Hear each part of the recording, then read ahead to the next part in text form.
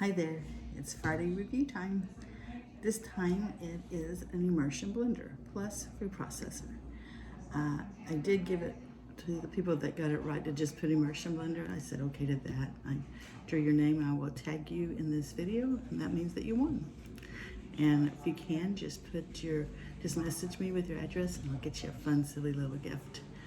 But I use this little small appliance probably 2 to 3 times a week. I never had one before, never thought it was necessary, so I never even thought about it. But I got a gift card from Amazon, so I had been hearing about it, so I decided to use it. I use the small food processor probably the most, but it's just so portable and little. And it does come with a whisk also. I was going to get that out and show you, but can't even find it, so it tells you how much I use it. It also comes with a little bag. Don't know where that is, so that tells you how much I use that too. Now it does the immersion blender.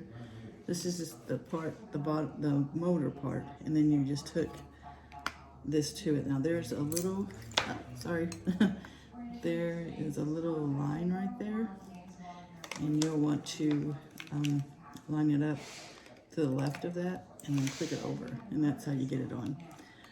It also has 3 speeds. Now I have made the mistake before of using being on high and not know it, and then going to whisk up my matcha. That can be a mess. So make sure that's on small, on one if you're going to do something like blending a matcha or something like that. Also, it's great. There's a lot of people that are on the Whole30 program, and they make their own mayonnaise, or they buy the nice organic mayonnaise. Well, I was a little too cheap for that when I was doing Whole30. I was usually mostly Whole30 I love the recipes.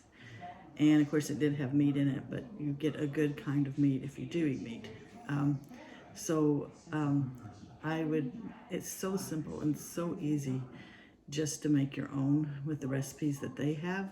That immersion blender, a minute, literally a minute or two to make your own. It's a lot cheaper than buying the fancy stuff, and if you know me, that's not going to happen. So, but on the food processor, you want to make sure that you do not put this in. It doesn't hurt it, but I put it in the dishwasher because if I can put it in the dishwasher, that's what I'm going to do.